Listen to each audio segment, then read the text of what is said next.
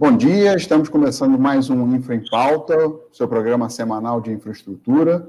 Hoje é 22 de março, eu sou Jimmy Amora, da agência Infra. Estamos aqui com o Maurício Portugal Ribeiro, da Portugal Ribeiro Advogados, com o Felipe Graziano, da Giamundo Neto Advogados, e Sebastião Buto, da Siglasul, para tratar dos temas mais relevantes do setor. No programa de hoje, nós vamos conversar sobre a concessão da Concer, uma rodovia federal no Rio de Janeiro, onde um antigo imbróglio sobre uma obra rodoviária teve mais um capítulo nesse mês. Também nós vamos falar sobre dois projetos legislativos que avançaram no parlamento nessa semana. O Marco Legal do Saneamento, que teve seus vetos analisados pelo Congresso e todos foram mantidos, os vetos presidenciais ao projeto, e a Lei do Gás, também foi aprovada na Câmara, após anos aí de idas e vindas, e vai para a sanção presidencial agora. E eu já vou abrir com esse tema chamando o Sebastião Buto para nos explicar o que foi aprovado pelos deputados, né? E uma análise, né, sobre quais as consequências disso para o mercado e para o setor de infraestrutura. Bom dia, Sebastião, e bom dia ao Maurício e ao Felipe também. Vamos lá? Bom dia a todos. Vamos começar a semana com a análise da consideração, da aprovação da Lei do Gás. Então, a Câmara de Deputados foram rejeitadas todas as emendas que tinham sido propostas pelo Senado e, com isso, o projeto de lei ele foi aprovado em seu texto original. Quais são as principais mudanças que traz esta Lei de Gás? Uma delas é que garante o acesso da infraestrutura essencial aos agentes do mercado, e isso faz com que obriga as empresas que hoje detêm os gasodutos de transporte e as unidades de processamento a ofertar a capacidade aos agentes do setor, impedindo assim de que aquilo que é um monopólio natural se converta de fato em um monopólio de fato. Então, a primeira questão que traz a lei é esse acesso à capacidade de oferta da infraestrutura essencial. E outro dos principais avanços que trouxe a lei é que altera o regime para a exploração do gasoduto, passando de um regime que atualmente era utilizado de concessões para um regime de autorização. De fato, desde que foi implementado o regime de concessões em 2009, nenhum gasoduto foi construído nessa modalidade. E a alteração para a autorização, o que busca é fazer o processo menos burocrático, assim, de fato, que para construir, ampliar ou operar um gasoduto, a empresa interessada só precisará autorização da ANP, da Agência Nacional de Petróleo, e se houver mais de um interessado, a ANP fará um processo seletivo público. Outra das questões que traz a lei, quizás ela que pode trazer alguns desdobramentos jurídicos, é a competência que se lhe dá à ANP, a Agência Nacional de Petróleo, para classificar os gasodutos naqueles que são de transporte, dentro de condições pré-estabelecidas e da característica do próprio projeto. Ao classificar produção de transporte e consequentemente, os que são de distribuição, isso pode trazer alguma interferência na jurisprudência, na jurisdição, uma vez que a distribuição é uma competência do Estado e não da União. Outra das questões que traz esta novo projeto de lei é que determina regras de independência entre as empresas que atuam nos diferentes elos do processo produtivo. Assim, se proíbe, por exemplo, que empresas que tenham participação societária, mesmo que indireta, em um determinado elo da cadeia produtiva, possam participar em outros. Bom, e essas são basicamente as principais alterações que traz o marco legal. A expectativa é que este novo projeto, que esta nova lei do gás, ele dinamize o setor do gás, que gere investimentos aí na ordem de 50 a 60 bilhões e que, particularmente, consiga reduzir o preço do gás. E essa redução do preço de gás se dá por dar um maior dinamismo ao mercado, tirar algumas restrições e fazer com que a oferta e a demanda se encontrem mais rapidamente. E esse encontro da oferta e a demanda se dá, por um lado, pelo mais fácil acesso ao transporte, que é o que permite fisicamente vincular a oferta e demanda. E, por outro lado, se dá pela possibilidade da regulamentação de um mercado mais livre na contratação e por mais oferentes de gás. Então, quais são os desafios que se tem de aqui em diante para que realmente os benefícios da lei de gás se materializem, que, entendo, não será uma materialização imediata, levará um tempo?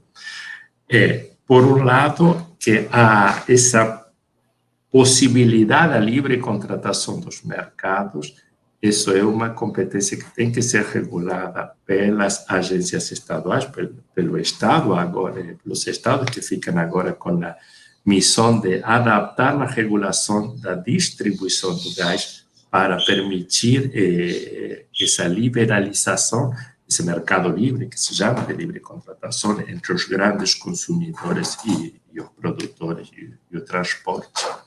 Então, o Estado fica essa missão de adaptar a regulação estadual da distribuição. E, por outro lado, tem o mercado mesmo, com o apetite de investimentos, ir construindo novos gasodutos na modalidade agora da autorização.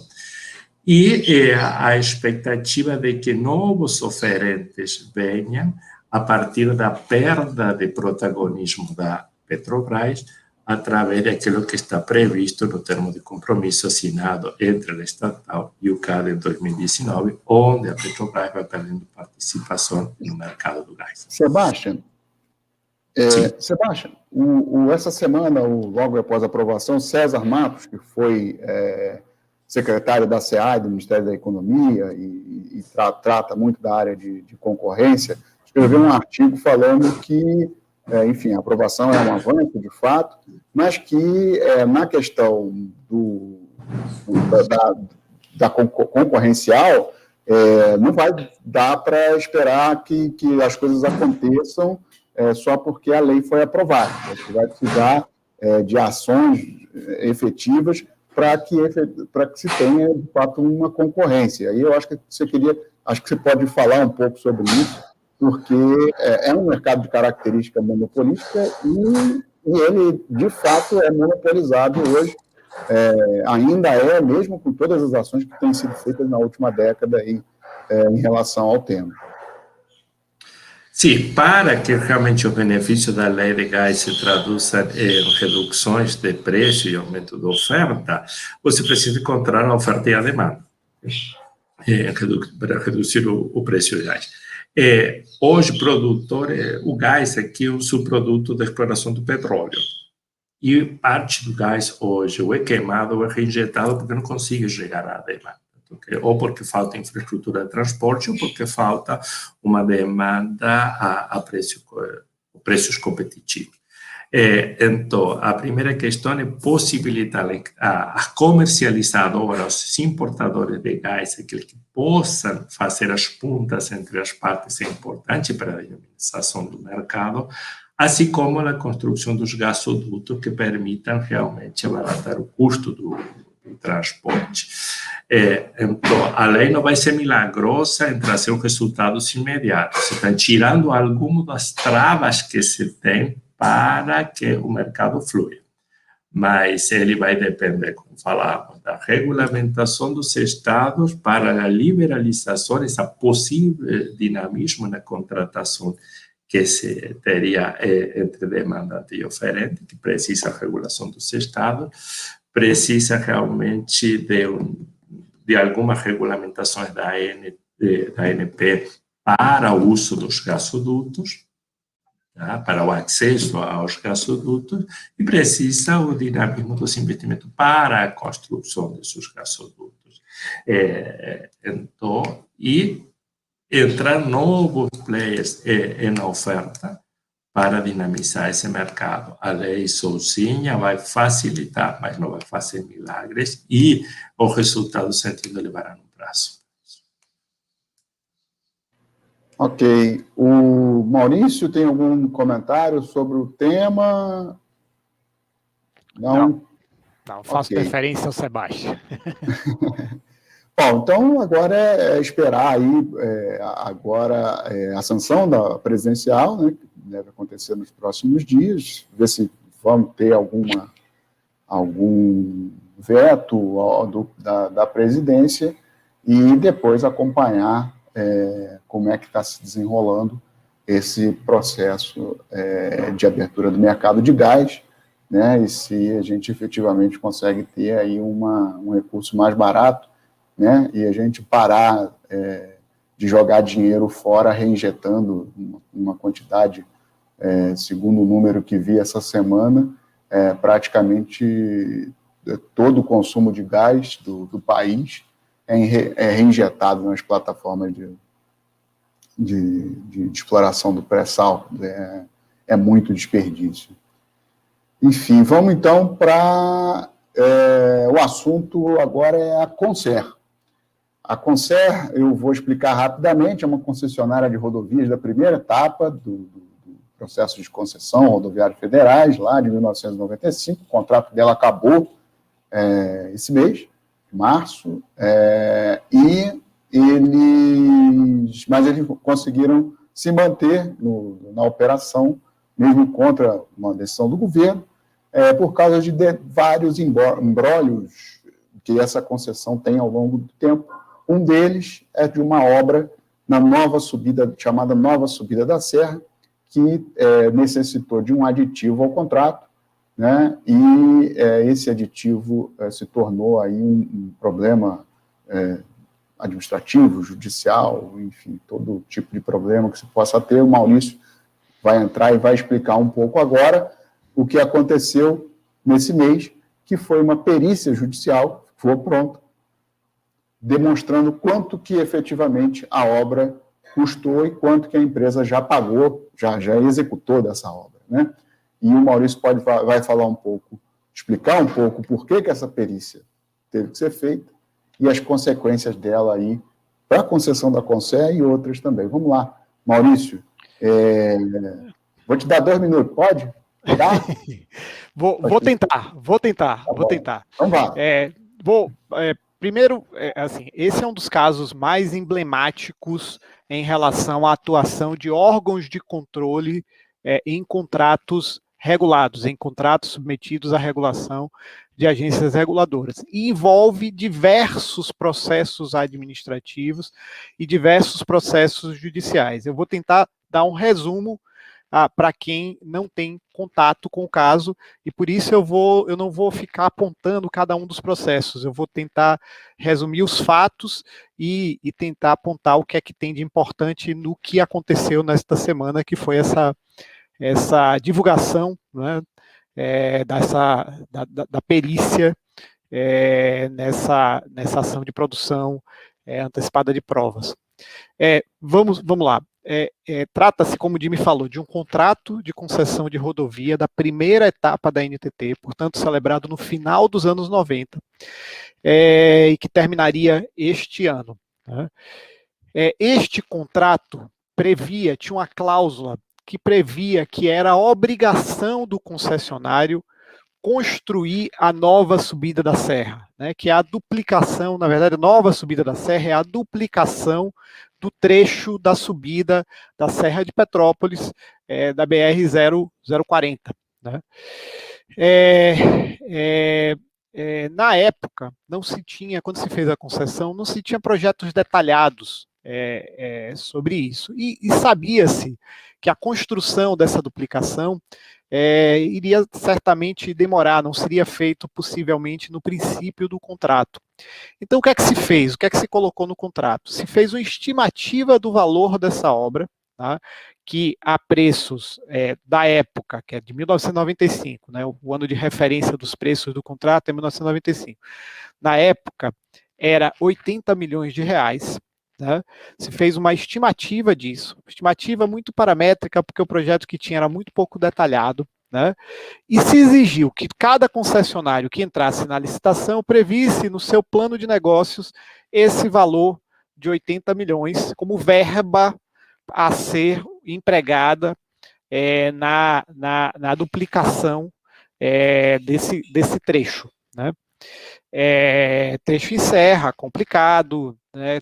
Necessidade de viaduto e túneis, né, para fazer essa construção, e sabia-se que, dependendo de quando esse trecho fosse feito, você teria maiores ou menores restrições ambientais, né? A tendência, já era tendência naquela época, um aumento das restrições ambientais ao longo do tempo. Então, se previa uma verba, se colocou como obrigação do concessionário fazer o trecho, e se previa uma regra de quando o poder concedente desse autorização para fazer a nova subida para a serra, seria feito um novo projeto, né, adequado para aquele momento, e se estabeleceria um orçamento e faria uma compensação do concessionário. Se o orçamento fosse menor do que 80 milhões, compensação contra o concessionário. Se o orçamento fosse maior que 80 milhões, compensação a favor do concessionário por meio do sistema de reequilíbrio, sem definir exatamente qual seria o meio exatamente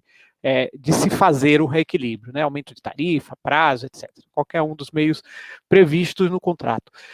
Muito bem, eis que, na época do Brasil Grande, né, na época ali que a gente estava em crescimento acelerado da economia, governo Dilma, houve a decisão de se fazer a nova subida da serra. E aí seguiu-se o que estava no contrato.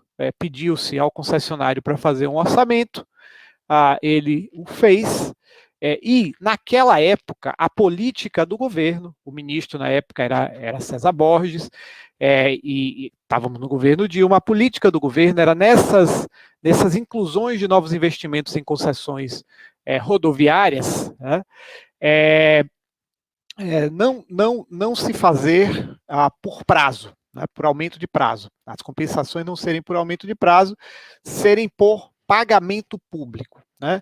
A ideia é que os contratos antigos, esses contratos da primeira rodada de concessões de rodovia, eram contratos com a qualidade ruim, já se tinha evoluído muito, e não fazia sentido, portanto, você prorrogar esses contratos, você estender esses contratos para compensar a inclusão de novos investimentos. O que se entendia na época é que você deveria pagar com orçamento público, era melhor pagar com orçamento público. O governo tomou essa decisão, o ministro mandou um aviso ministerial recomendando à NTT que fosse feito dessa forma, e a NTT, portanto, fez um aditivo, que foi o 12º aditivo, né, que, com base no preço de projeto apurado, em projeto feito pela concessionária, fiscalizado pela NTT, né, avaliado pela NTT, incluiu o novo investimento da Consec, que era bem maior do que os 80 milhões que estavam estimados originalmente, era mais do que o dobro disso. A moeda de 1995 incluiu esse novo investimento e incluiu o cronograma de obras e um cronograma de pagamentos com orçamento público. Ao mesmo tempo, esse mesmo aditivo disse: se por qualquer motivo não for pago, né, o orçamento público não conseguir, porque o governo não controla completamente, evidentemente, o orçamento público, tem uma série de passos, né, inclusive no Poder Legislativo, que não são controláveis pelo Executivo. Então, se por qualquer motivo o concessionário não for pago, né, esse direito dele se converte automaticamente em aumento de prazo do contrato, tá? Em aumento de prazo do contrato. Era isso que estava previsto lá no 12º aditivo. Bom, aí o TCU abriu uma tomada de contas especial, começou a olhar esse contrato. Basicamente, o TCU considerou toda a operação ilícita, tá? Sendo que a questão central que foi apontada é que a NTT e o governo, né, e até o ministro, né, o ministro de Transportes, incluíram uma obra pública dentro de um contrato de concessão. Essa foi o achado principal do TCU. Tá? O que não faz o menor sentido, né? Porque, na verdade, se trata da inclusão de um novo investimento na concessão que a forma de pagamento da dívida contratual criada pela inclusão desse novo investimento, criada com o concessionário pela inclusão desse novo investimento, o governo resolveu pagar em numerário. É a opção do governo. Tá? Dívidas contratuais podem ser pagas por qualquer meio em direito admitido, inclusive pelo meio mais ordinário, que é o pagamento em pecúnia, né? O pagamento em dinheiro, e o governo resolveu pagar em dinheiro. Por conta disso, o TCU entendeu que era uma obra pública incluída dentro de um contrato de concessão, considerou isso enormemente ilícito, né? Abriu oitiva contra todos os funcionários públicos envolvidos, gente de chão de fábrica, gerente, coordenador na NTT foi incluído para ser investigado como se tivesse feito uma coisa muito errada. Os diretores da NTT, o ministro, Ministério Público e TCU abriram processos contra todo mundo, ficaram respondendo por anos perante o TCU, a pessoa física, né? E a obra parou completamente. O TCU também considerou, numa análise em 2017, que o orçamento que foi usado como referência tinha um superfaturamento, tá? Só para vocês terem ideia, o orçamento que foi usado, o primeiro orçamento entregue pela Concer à NTT, a obra, aí já vou falar em valores não mais de 95, mas já em valores de 2012, a obra custava em torno de 850 milhões. Tá? O TCU considerou, na sua análise, na análise que fez desse valor, que tinha em torno de 270 milhões de sobrepreço. Bom, tudo parou, com a obra pelo meio, né, que é uma coisa de manutenção complicada, tem risco de desabamento, etc. Você tem que estabilizar a obra para pará-la no meio. Tudo parou, tudo ficou parado. Os funcionários públicos responderam aos processos. Todos eles, depois de 3, 4 anos até aqui, foram todos liberados, né, depois de ter que arcar com advogado, responder processo, passar as suas noites pensando que poderiam ter uma pena de inabilitação para o exercício de função pública aplicado. Né? E a Concer resolveu, né, nesse cenário, né, entrar com ação de produção de provas antecipada para saber, primeiro, quanto era o custo real dessa obra, definir o valor da obra, e definir quanto ela tinha feito, né, e quanto era devido a ela. Então foi por essas três... Quais foram os resultados, Maurício? Os resultados são muito interessantes, né? Primeiro, a perícia chegou ao valor, o valor da obra da nova subida da serra de 1.168 milhões, moeda ainda aqui de 2012, tá? 1.168 bilhões. Isso é 11% acima do valor que a NTT admitiu e que o TCU achava que tinha um enorme superfaturamento nisso, nunca determinou exatamente qual era o superfaturamento. Então, é 11% acima de um valor que o TCU já tinha considerado ter uma grande parte dele que era superfaturado. Tá? O valor da obra já executada pela Concer, a perícia determinou também o que a Concer já executou do total da obra, é mais ou menos metade do total da obra, que é 543 milhões de reais, também a moeda de 2012. Isso é 10% a menos do que a Concer disse que tinha executado, tá? Mas é em torno de 30% a mais do que a NTT disse que a Concer tinha executado. Que a Concer deu o valor, a NTT disse que ela tinha executado muito menos, né? E a perícia ficou entre os dois valores, 10% abaixo do da Concer, mas 30% acima do da NTT. Então, muito mais próximo do da Concer do que do da NTT. Agora, Maurício, o que você acha que pode acontecer agora, depois dessa perícia aí, nesse caso, da Concer? Tem um último dado importante. Claro. O governo pagou apenas 20% do que do que a Concer fez. Né? Então, o TCU fez uma enorme confusão nisso aqui, parou a obra, investigou um monte de funcionário público que não achou nada, porque eram funcionários públicos honestos. Até eu tenho que fazer um disclosure aqui, eu cheguei a dar 2 pareceres pro bono pro bono para funcionários envolvidos nesse caso, porque achava que era um caso emblemático e achava absurdo o que o TCU estava fazendo, né? Não encontrou nenhuma evidência de qualquer desonestidade, de qualquer benefício pessoal, nada, né? Apenas com essa ideia tecnicamente absolutamente sem sentido de que incluía uma obra pública dentro de uma concessão, se fez todo esse, eu posso usar essa palavra, furdunço, toda essa confusão, né? E o resultado final, a Conserve vai ao judiciário, mostra que o valor da obra é bem maior do que o TCU dizia que era o valor, seguindo os mesmos parâmetros de preço público que o TCU utiliza, né?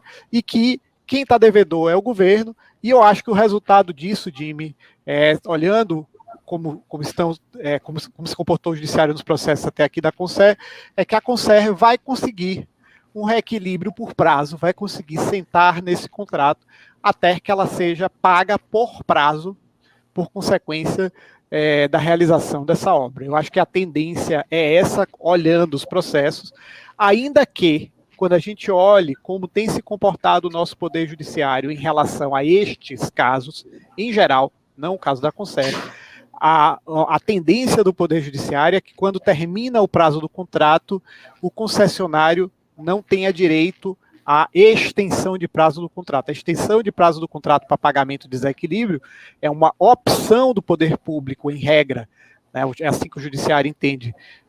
Quando termina o prazo do contrato, se o poder público resolver, de fato, terminar o contrato, o concessionário tem que ir para as vias ordinárias buscar o seu direito, ou seja, que termina morrendo num precatório, né, que ele vai receber do poder público. Neste caso, contudo, o judiciário já deu uma decisão decisão ainda não definitiva, dizendo que o contrato deve ser prorrogado para reequilíbrio. E com essa produção de provas antecipada, temos um elemento bastante forte, né, para continuar nessa atoada, e a Conserve deve ter, portanto, mais alguns anos aí nesse contrato para explorar esse contrato e para amortizar o seu investimento, que, como ficou provado, foi muito maior, né, do que os órgãos de controle, que são órgãos para esse tipo de coisa completamente enviesados, né, porque ele não está ali para proteger o contrato, ele está ali para proteger o erário, então ele tenta reduzir ao máximo o valor, né, o valor da obra, dizer que a obra é muito menor do que ela realmente é. E com isso a gente deve ter, portanto, um contrato mais longo, né, após toda essa criação de segurança jurídica, após toda essa confusão que foi feita, sinceramente, em minha opinião, desnecessariamente. Bom, o triste disso tudo é que o usuário lá dessa rodovia, né, é um trecho que sai da cidade do Duque de Caxias, no Rio de Janeiro, passa para Petrópolis, né, vai ficar sem a obra. Vai ficar aqui sem poder usar uma rodovia melhor. Nós vamos passar, então, para o marco do saneamento. Finalmente, né, Felipe, teve a sua parte legislativa concluída, vamos chamar assim, né, com a análise dos vetos. A Câmara dos Deputados analisou os vetos do presidente, manteve todos eles, e nem chegou aí para o Senado, onde se imaginava uma resistência um pouco maior, mas agora a gente tem aí um marco legal, né? Aprovado e válido legislativamente e por parte do governo, mas parece que já tem aí umas ameaças judiciais contra eles, e aí eu acho que você pode falar um pouco sobre isso. Felipe, por favor. Jimmy, só contextualizando, esses vetos, na época da edição do marco regulatório, eles foram muito discutidos, porque o dispositivo principal em discussão é o artigo 16 do novo marco regulatório, e é o dispositivo que previa um prazo de ajuste para os contratos de programa.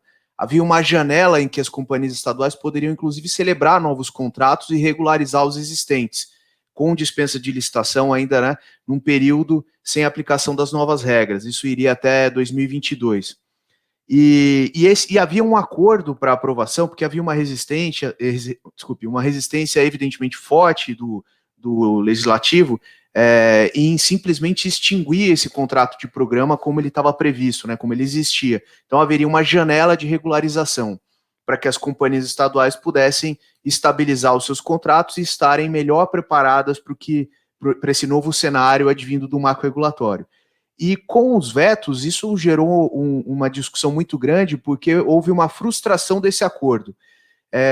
Agora, de todo modo, a gente teve a oportunidade de discutir isso em um outro programa, a instabilidade que existia em relação à existência ou não dos vetos, porque havia uma perspectiva de revogação, de derrubada desses vetos, estava impedindo que as companhias decidissem o caminho a seguir. Eu pude participar de algumas discussões e esse era um ponto de muita dúvida sobre como regularizar os contratos, como as companhias estaduais poderiam buscar parceria com a iniciativa privada.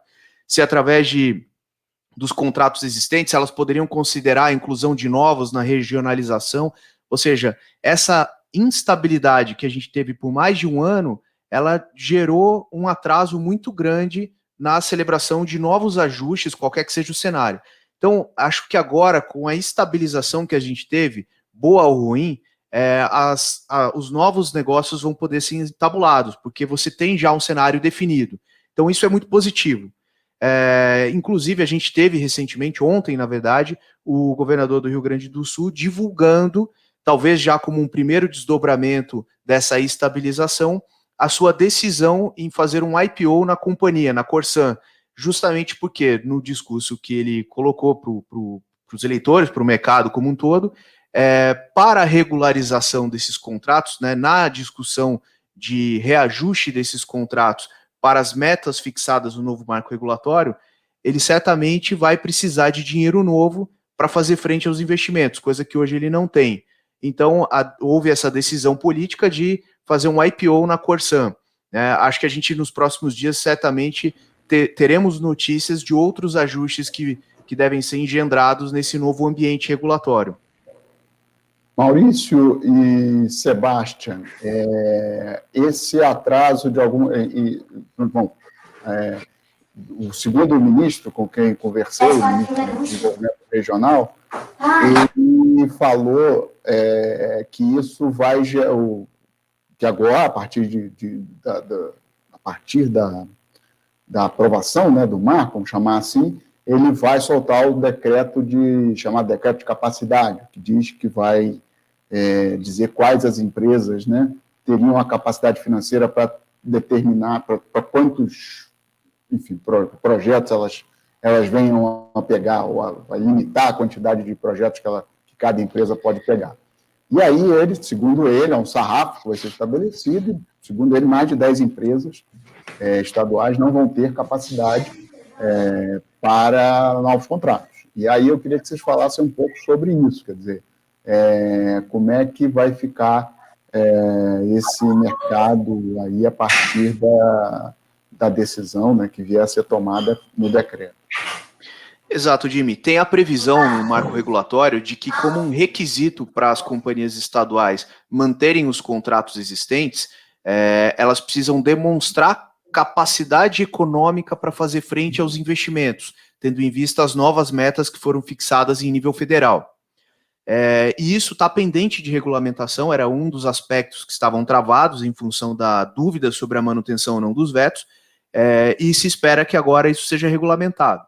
A depender do nível de exigências, né, dos critérios que sejam estabelecidos, certamente muitas das companhias estaduais vão ter dificuldades para demonstrar essa capacidade financeira de tocar à frente os seus contratos revisados. E aí também vão surgir inúmeras dúvidas, né, porque como é que vai se dar a revisão desses contratos que não tem meta nenhuma? Isso tudo ainda está muito incipiente, eu acho que a gente ainda não tem muita informação sobre, não sei se Maurício e Sebastião estão melhor atualizados, mas acho que esses critérios certamente vão gerar muitas discussões e, por consequência, não duvido de judicialização em seguida. Eu acho que assim, tem uma série de inseguranças em torno do novo marco legal. Tá? Ter resolvido a questão legislativa superou uma delas, né? Mas continua pendente, né, as regras sobre comprovação de capacidade econômico-financeira, que é o centro, né, eu diria que é o centro desse marco legal, que é você fazer empresas estatais que não têm condições, né, de universalizar, de chegar, de promover um processo de investimento para a universalização de serviço, perder as áreas que elas hoje operam, tá? Só para tentar delimitar assim, qual foi o efeito da manutenção do veto do artigo 16, né? O efeito é, sobretudo, tem basicamente dois efeitos que são relevantes. O primeiro é da impossibilidade, né, de se regularizar situações precárias perante municípios. Então, se a empresa estatal tem um município que ela presta o serviço, mas ela com esse município ou contrato perdeu, então ela não vai poder assinar um novo contrato de programa com esse município. Então esse é o primeiro efeito, né? O segundo efeito é de não haver a possibilidade de prorrogação dos contratos em curso. Prorrogação, extensão de prazo para reequilíbrio pode, prorrogação, inclusive pelo artigo 13 da Lei 14.026, do novo Marco Legal de Saneamento. Então, extensão de prazo para reequilíbrio pode, dos contratos de programa, mas não pode a prorrogação, que era ato discricionário de você dar um novo prazo a esses contratos. Então, esse é o efeito do artigo 16. Aí a pergunta que vem logo, então, novo marco legal proibiu as empresas estatais de fazerem contratos de programa. Da agora em diante, elas não podem mais fazer contrato de programa. Não, né? Não, apesar de que o discurso político ser esse, não, aqui a coisa é bem nuançada, tá? Porque quando se vetou o artigo 16, não se deu conta, o pessoal não se deu conta que entre lá as formas de regionalização, né, no artigo 8º, tem lá uma brecha bem relevante para você fazer novos contratos de programa, tá? Tem uma brecha que claramente, aparentemente, não foi vista pelo governo, né, mas está lá, né, até veto feito de última hora, né, não percebeu isso. O que é que diz a lei sobre assinar contrato de programa? Você tem duas condições para assinar contrato de programa. Você precisa, o ente estatal precisa ser titular do serviço e ele precisa ser controlador da empresa estatal de saneamento com a qual ele vai assinar o contrato de programa. Essas duas situações. O que é que o artigo 8º da Lei 11.445, com a redação do novo marco legal, diz que termina permitindo que você assine contratos de programa com determinadas entidades regionais, as empresas estatais assinam esse contrato. Ele diz que o Estado, né, é titular, junto com os municípios, no caso de determinadas entidades regionais, regiões metropolitanas, aglomerações urbanas e micro-regiões. Então, nesses casos, o Estado é titular, está dito na lei com todas as letras. Se o Estado é titular, ele vai poder assinar contrato de programa com a empresa estatal. Então, tem um pedaço disso que não está dito no discurso político, mas que está lá na lei, né, que existe essa possibilidade na lei. É uma interpretação que tem lá seus riscos e suas dificuldades, mas está lá na lei. E tem alguns problemas de constitucionalidade, né, Maurício? Essa interpretação, eu concordo com você, mas a lei ordinária estabelecer critérios de competência que estão previstos na Constituição, tem muita gente já falando na judicialização desse aspecto do marco regulatório, né? Sim, sim. Não, nada disso será feito sem briga, porque você está falando, em muitos casos, você está falando em viabilizar a empresa estatal, né? Então, não tem como. O administrador que está sentado na empresa, ele tem dever fiduciário de brigar contra isso, né? Contra esse, sempre ficando a interpretação que cabe, né, dentro do que está previsto no marco legal. Agora, eu queria só colocar, a gente teve um marco de 2007, se eu não me engano, né, que foi também dado como a esperança do saneamento, e aí os caminhos foram exatamente esses, foi tendo briga judicial, até chegar a uma definitiva, né, que foi o STF definir quem era o poder, né, que tinha o poder dos contratos, e aí, a partir da decisão do STF, morreu, não tem mais saneamento.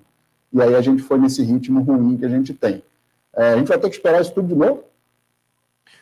Entendo que não. Em relação ao comentário dos vetos, eu teria algumas considerações adicionais àquelas que Maurício e o Felipe bem apontaram.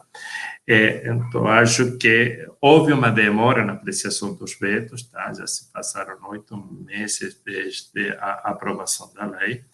Isso está atrapalhando um pouco tudo o cronograma ou expectativa de prazos que trazia a própria lei para a adequação dos contratos. Okay?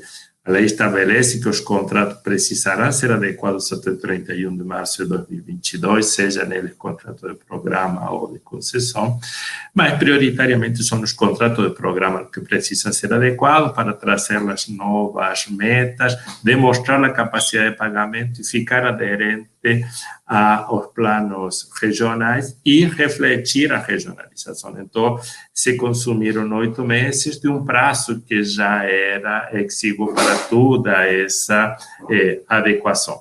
Então, foi bom que os vetos fossem apreciados, mas temos o desafio agora, se tem o desafio de contrarrestar o atraso que se teve nessa apreciação dos vetos.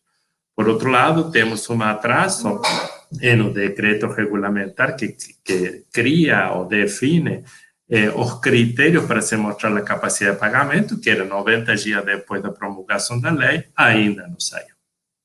Tá? Então, se tem uma série de atrasos que estão comprometendo outro prazo, que é da adequação dos contratos que estão vigentes. Tá? E nessa adequação dos contratos que estão vigentes, vem todas aquelas considerações que Maurício fez. Bom, como é que eu vou adequar esses contratos? Dado que há uma clara sinalização para a regionalização. Vai que criar definir as micro-regiões, ou unidades regionais, ou blocos de unidades de referência, ou blocos regionais, tem que definir tudo isso para adequar a lei, para adequar os contratos. Essa definição também não é tão simples, a regionalização não é tão clara, fica no governo do Estado, e é uma definição que cabe a pergunta, como que se faz uma regionalização onde eu tenho municípios operados por empresas estaduais, municípios operados por autarquias e municípios operados por privados? Que é o que inclui essa regionalização? Qual é a priorização dessa regionalização? Como é que se demonstra a capacidade econômica financeira? Esses critérios ainda não estão definidos, e quando definidos, a pergunta é por contrato ou é por empresa? Ou é por unidade regional que vai ser demonstrada essa capacidade? Então, o ministro já sinalizou que haveria 10 companhias estaduais que não atenderiam esses critérios de capacidade econômica, mas fica a dúvida. Primeiro, não se conhecem quais são os critérios. E segundo, é a aplicação dos critérios para quê? Para toda a empresa ou para parte de seus contratos? Okay? Então, há ainda muitas indefinições. Definir os vetos ajudou, mas há muitas definições e há um prazo muito exíguo. E para a aplicação da lei, nesse prazo exíguo, ainda há muitas discussões em aberto que vão gerar debates e vão poder, eventualmente, gerar um processo de judicialização. Okay? Então, a gente precisa ir discutindo todas essas questões que estão associadas à titularidade nas micro-regiões, que estão associadas à possibilidade de se celebrar ou não contrato de programa nessas micro-regiões, está em relação aos estudos de regionalização, em relação à capacidade econômica. Então, há muitas questões que precisam ser discutidas e definidas em um curtíssimo prazo de tempo. Então, hoje, minha principal preocupação é, os vetos não resolveram o problema. Tá? Os vetos só tiraram uma pedra a mais de um caminho que tem ainda vários obstáculos, e se se tem a mesma demora que se teve para a apreciação dos vetos, as datas vão ser tudo superadas. Jimmy, só aproveitando o gancho que você tinha dado e em complemento ao que o Sebastião comentou também, eu acho que a situação que a gente tem hoje é diferente da situação que a gente tem em 2007, porque, na minha opinião, a legislação anterior, a lei de saneamento antes dos ajustes do novo marco regulatório, não era um impeditivo para se buscar soluções. Tanto que os 3 leilões que aconteceram no ano passado, Casal, por exemplo, o maior deles, eles foram modelados com a legislação anterior. Isso não é um impeditivo. Eu acho que o grande mérito do novo marco regulatório foi ter colocado o saneamento na pauta, ter tornado o saneamento uma prioridade e ter o governo federal comprado essa pauta e estar cobrando, junto com a sociedade, com a imprensa, uma solução. Eu acho que é isso que torna o nosso momento atual diferente do momento de 2007. E não exatamente, claro que elas são muito bem-vindas, mas não exatamente as melhorias que vieram com o novo marco. Até porque algumas dessas melhorias, como a gente comentou, certamente vão gerar dúvidas e podem ter um potencial de gerar algum debate judicial. Mas eu acho que o fato de saneamento estar na pauta, estar na pauta de cobranças, torna o momento atual diferente do momento de 2007. Ok. Bom, Maurício, deixa eu, uma frase final, eu sei que a gente já passou. Assim, tem um problema central que a gente não resolveu com o novo marco legal, e por não ter atacado esse problema, criou-se uns 50 problemas que a gente vai ter que resolver aí nos próximos capítulos em torno do setor de saneamento, que é o fato de que a gente atribuiu o poder, a titularidade, o poder de outorga aos municípios. Não foi a Constituição de 88 que fez isso, foi o Marco Legal de 2007 que fez isso. E a resistência de se tirar esse poder de outorga no município nos faz, até hoje, viver esses enormes problemas de ter que criar uma regionalização onde não necessariamente faz sentido, né?